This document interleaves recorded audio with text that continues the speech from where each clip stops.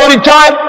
রাসূল করিম সাল্লাল্লাহু আলাইহি ওয়াসাল্লাম উহুদের ময়দানে যখন আক্রান্ত হয়ে গেলেন, চতুর্দিকে কাফেররা ঘিরে ধরেছে, বাঁচার কোনো পথ নাই। সাহাবায়ে কেরাম রাসূলকে পাহারা দিলেন। যারা রাসূলকে পাহারা দিতে দাঁড়াইছেন, জীবন দিয়ে পাহারা দিতে দাঁড়ায় গেছে। রাসূলের দিকে মুখ দিয়া, পিঠটা বাইরের দিকে দিয়ে রাসূলকে পাহারা দেওয়া শুরু করেছেন। হুজুরকে পাহারা দিতে যারা দাঁড়িয়েছিলেন, কাফের কর্তৃক নিক্ষিপ্ত কি তীরগুলি এসে যখন বিঁধতেছিল, শুধু একজন সাহাবী হযরত তালহার পিঠের ভিতরে রাসূলকে হেফাজতের জন্য 80টা তীর একজনের পিঠের মধ্যে দিয়ে ঢুকেছে। এক অসতর্ক মুহূর্তে নবীজির ডান্ডা মোবারক শহীদ হয়ে গেল, শিরস্থান ভেঙে গেল, লোহার কড়া প্রবিষ্ট হয়ে গেল কপালের ভিতরে। হুজুর মাথা ঘুরে পড়ে গেলেন। হযরত আবু উবাইদা রাদিয়াল্লাহু তাআলা হুজুরের মস্তক মোবারককে করে নিয়ে তারপরে বহু কষ্ট করে মাথা থেকে লোহার কড়া বের করলেন। এবার ওই কড়ার ছিদ্র দিয়ে রক্ত আসতেছে, মুখ দিয়ে রক্ত পড়তেছে, দাড়ি ভিজে যাচ্ছে। বুখারী শরীফে এসেছে, আল্লাহর নবী দুইখানা হাত নিজের চেহারার উপরে মলে এনে টাটকা রক্ত চোখের সামনে দেখে বলছেন, আহারে, এই কওমের ক্ষমা কি করে হবে, এই কওমের মুক্তি কি করে হবে, এই কওমের নাজাত কি করে হবে, যে কওম তার নবীর চেহারা রক্ত দিয়ে আল্লাহ বানাইয়া দিল। নবীজি বললেন, আল্লাহুম্মা গফিরলি কওমি ফাইন্নাহুম লা ইয়ালামুন। আয় আল্লাহ পাক, আমার এই কওম বুঝতে পারে না, ওদেরকে মাফ করে দাও। খবর ছড়িয়ে গেল নবীজি শহীদ হয়ে গিয়েছেন। খবর ছড়িয়ে গেল চতুর্দিকে, মদিনায় খবর ছড়িয়ে গেল। মানুষ পাগলের মতো দৌড়ানো শুরু করে দিল। এক মেয়ে লোক দৌড়াচ্ছে উহুদের দিকে। কয়েকজন সাহাবীর সঙ্গে দেখা, তারা জিজ্ঞেস করলেন, দৌড়াও কেন মহিলা, যাও কই? কয় উহুদের দিকে যেতেছি। কয় যায় তো কোনো লাভ নাই, যেহেতু তোমার যে স্বামী এসেছিলেন জিহাদের ময়দানে তিনি তো শহীদ হয়ে গেছেন। মহিলা বলতেছে, কে শহীদ হয়েছে শুনতে চাই না, আগে বলো নবীজি কেমন আছে। আবার কিছুক্ষণ পর আর কয়েকজনের সঙ্গে দেখা, তারা বলছে, মেয়ে লোক দৌড়াও কই? যাচ্ছি উহুদের দিকে। তারা বলছেন যে কোনো লাভ নাই, তোমার যে দুইটা কলিজার টুকরা সন্তান উহুদে এসেছিল, দুটি শহীদ হয়ে গেছে। মা বলতেছে, ও সাহাবী, কে শহীদ হয়েছে শুনতে চাই না, তাড়াতাড়ি করে বলো আল্লাহর নবী মুহাম্মদ রাসূলুল্লাহ সাল্লাল্লাহু আলাইহি ওয়াসাল্লাম কেমন আছেন। দৌড়াতে দৌড়াতে উহুদের মাঠে সাহাবায়ে কেরাম পরিবেষ্টিত। আল্লাহর নবীর কাছে গিয়ে হুজুরের জীবিত চেহারা মোবারকের দিকে তাকায়া মেয়ে লোকটি কাঁদতেছে আর বলতেছে, ইয়া রাসূলুল্লাহ, আমার স্বামী মরা শোক, আমার কলিজার টুকরা দুইটা সন্তান মরা শোক আমার কলিজা থেকে মুছে গেছে, আপনি বেঁচে আছেন, তামাম মুসলমানদের চাইতে বড় সান্ত্বনার রায়। ভাইরা আমার, রাসূল করিম সাল্লাল্লাহু আলাইহি ওয়াসাল্লাম এভাবে করে ধৈর্যের পরিচয় দিয়েছেন। গালাগালি দেন নাই, রাগ করেন নাই, বদদোয়া করেন নাই। সুবহানাল্লাহ কোন সুবহানাল্লাহ। হযরত আইয়ুব আলাইহিস সালামের সবরের ঘটনা কোরআনে কারীম তুলে ধরেছেন। হযরত আইয়ুব 18টি বছর পর্যন্ত রোগের মধ্যে পড়ে আছেন। এত অসুখ করেছে, এত রোগ, শরীর পচে গিয়েছে, গায়ে পোকা ধরেছে, দুর্গন্ধ হয়ে গিয়েছে, বিবিরা চলে গিয়েছে, ছেলে মেয়ে পাড়ার লোকেরা দূর দূর করে তাড়িয়ে দিয়েছে। এবার জঙ্গলের ভিতরে গিয়ে আশ্রয় নিয়েছেন। এমন অবস্থা হয়েছে, শরীর পচে পচে জিহ্বায় যখন পোকা ধরা শুরু করে দিল, হযরত আইয়ুব আলাইহিস সালাম তখন আল্লাহ রাব্বুল আলামিনের দরবারে এই প্রথমবারের মতো তিনি বললেন, রব্বুল আলামিন, আয় আল্লাহ তাআলা, সমস্ত শরীর জড়জড়া হয়ে গিয়েছে, গায়ে পোকা ধরেছি,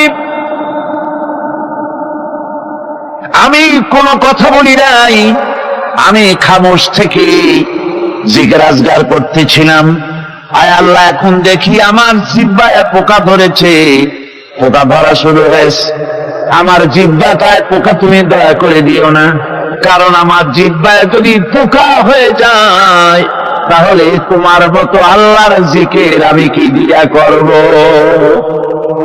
আমার জিহ্বা তো তুমি দয়া করে ভালো রাখো।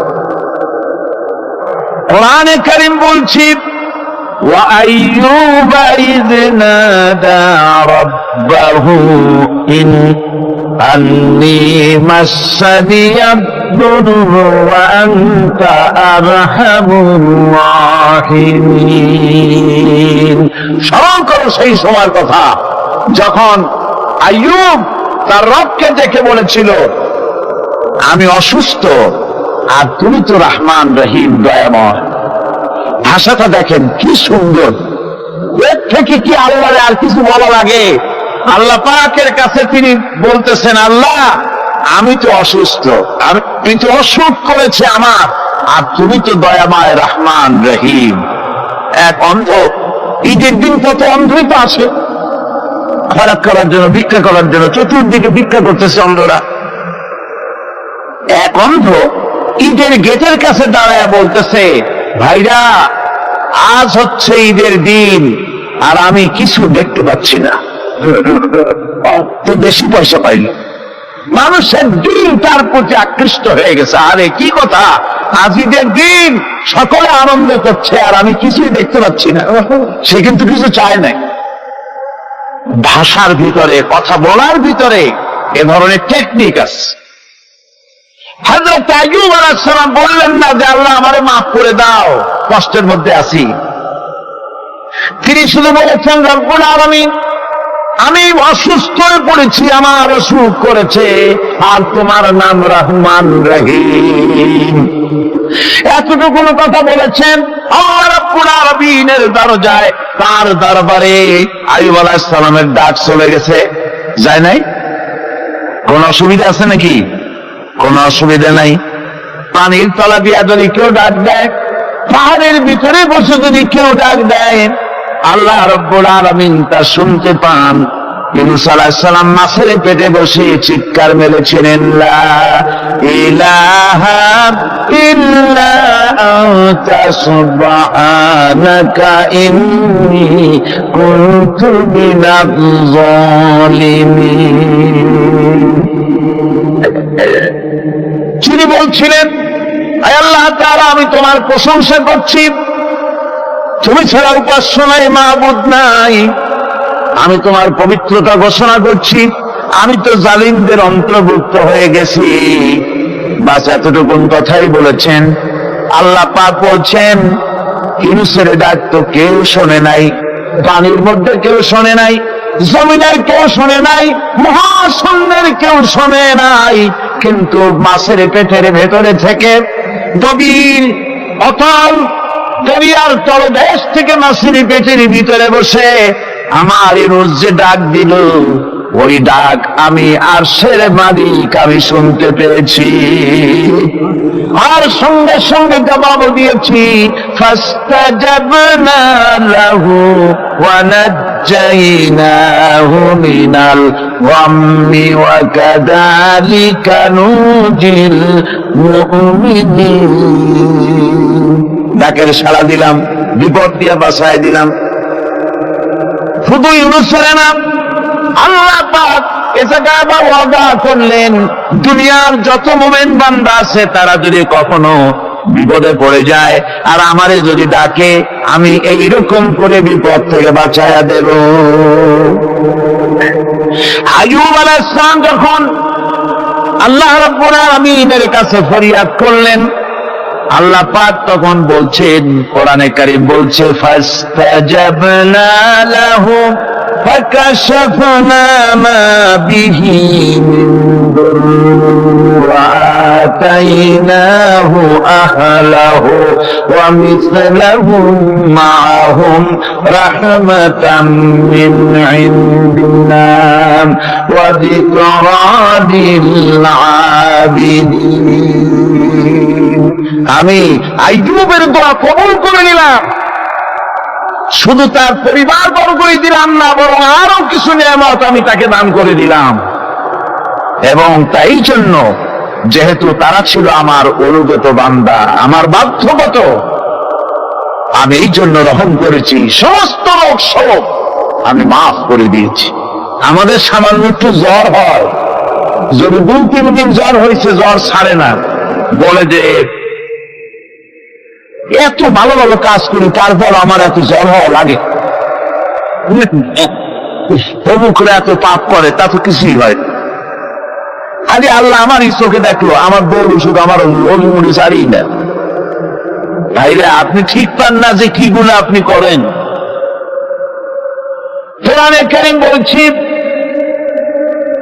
وما أصابكم من مصيبة فبما كسبت أيديكم ويعفو عن كثير। যত বিপদ তোমাদের উপর আছে সব হাতের কামাই করা। আর আমি তো অনেকগুলো ক্ষমা করে দেই।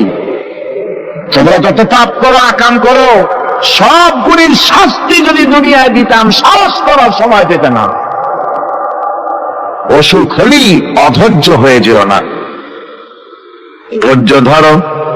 আল্লাহ পাক বলেন, শুধু আইয়ুব নয়, وإسماعيل وإدريس وذا الكفل كل من الصابرين। এইভাবে করে ইসমাইল, ইদ্রিস, জুলকিফল সবাই ছিল ধৈর্যশীল। জোরদার সুবহানাল্লাহ। ধৈর্যের চরম পরাকাষ্ঠা ছিলেন তিনি। কোরআনে কারীম নবীদের এই কথাগুলি আমাদের শোনাচ্ছেন। হযরত ইয়াকুব আলাইহিস সালাম কলিজার টুকরা সন্তান হযরত ইউসুফ আলাইহিস সালামের জন্য তার মনটা পাগল ছিল। এত সুন্দর করে আল্লাহ তারে বানাইছিলেন, এত তিনি ছিলেন সৌন্দর্যের পিরামিড, যারা দেখলে চোখ ফিরানো যায় না। এমন সুন্দর সুপুরুষ, যারা দেখি সেই যুগের সুন্দরী যুবতী মেয়েরা রূপের মোহে পড়ে নিজেদের আঙ্গুলগুলি কেটে ফেলে দিয়েছিল। রূপের মোহে এমন অবশ হয়ে গেছে, আঙ্গুল কেটেছে, হাত কেটেছে, টের পায় নাই। আবার ভুল বুঝবেন না, দুনিয়ার সেরা সুন্দর পুরুষ ইউসুফ আলাইহিস সালাম, তা কিন্তু রাসূলের চাইতে বেশি নয়।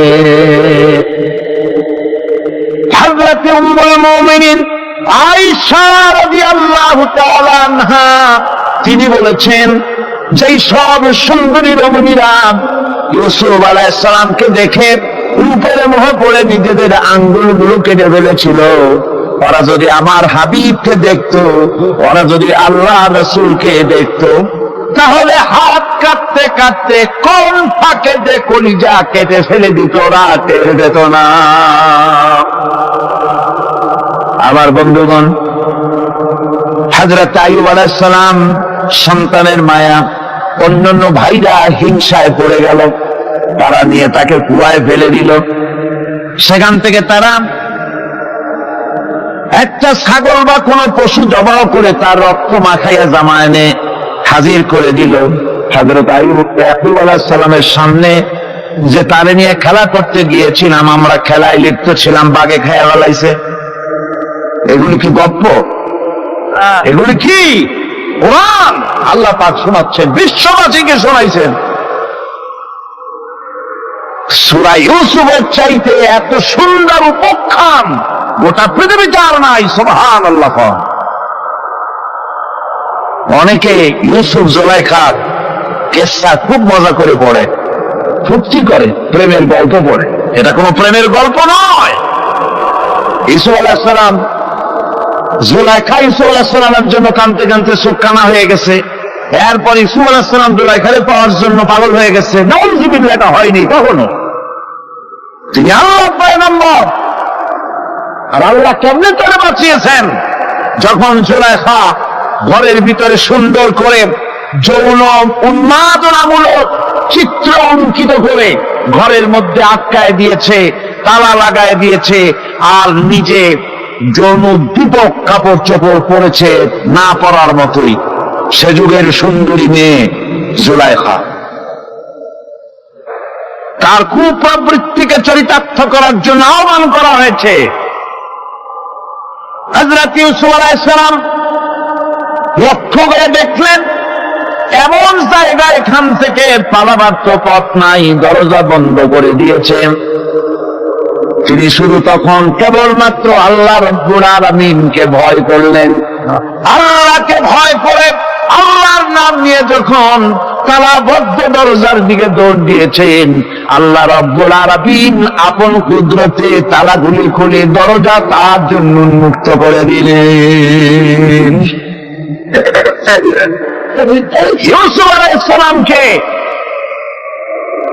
হাওয়ায় দিয়ে এভাবে করে কাপড় এনে দিল তার সামনে, রক্তমাখা কাপড়। হযরত ইয়াকুব আলাইহিস সালাম সন্তানদের মুখে কাহিনী শুনে তিনি কি বললেন? কোরআনে কারীমটা কোট করেছে, তিনি চিক দিলেন না, ফাল দিলেন না, ফিট হয়ে পড়লেন না। তিনি বললেন, কলিজার টুকরা সন্তান, কার মরার খবর শুনেছেন? তিনি বললেন কি? ফাসাবরুন জামিলুন ওয়াল্লাহুল মুস্তাআনু আলা মা তাসিফুন। আমি উত্তম সবর অবলম্বন করব। তোমরা যে কাহিনী রচনা করেছ এর বেলায় আমি আল্লাহর কাছে সাহায্য চাই। আমি উত্তম সবর অবলম্বন করব। আমার ভাইয়েরা, 11 ভাই মনে করেছিল ইউসুফ আলাইহিস সালামকে মরণ কুয়ায় ফালাই দিছি।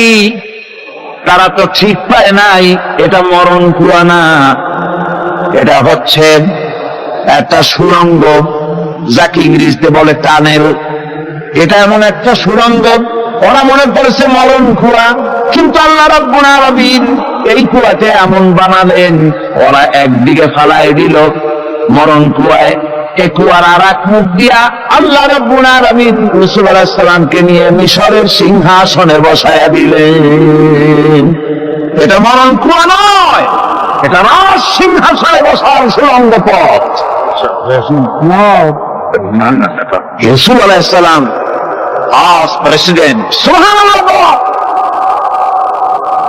প্রেসিডেন্ট হয়ে বসে আছেন।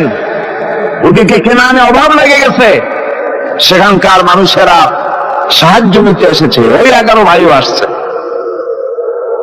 হযরত ইউসুফ আলাইহিস সালাম দেখি চিনে ফেলেছে, ওরা কিন্তু তখনও ঠিক পায় নাই।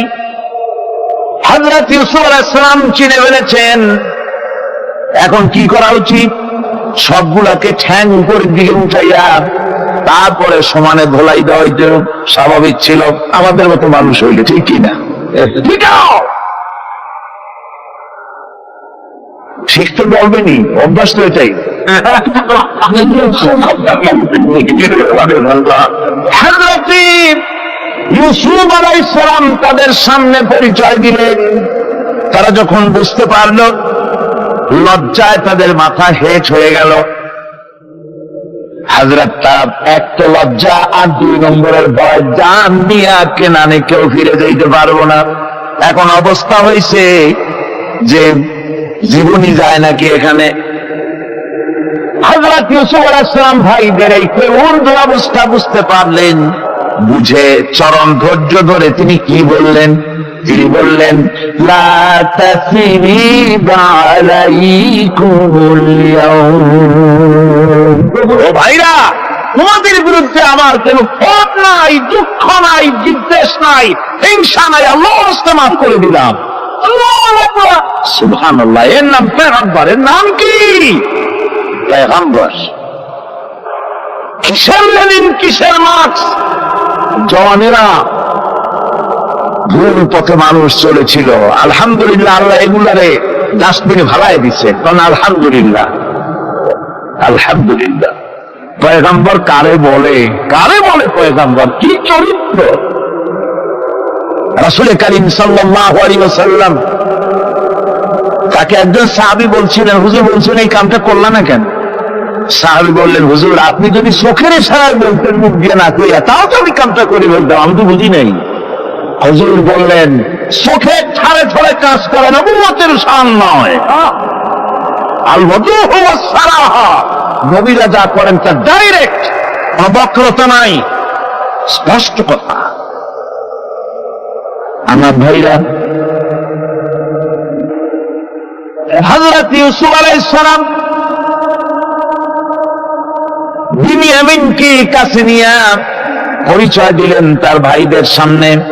কোরআনে কারীম বলছে, ক্বালা আনা ইউসুফ ওয়া হাদা আখি قد من الله علينا إنه من يتقي ويصبر فإن الله لا يضيع أجر المحسنين। আমি ইউসুফ আর এই হচ্ছে আমার ভাই। আল্লাহ আমাদের উপর ইহসান করেছেন।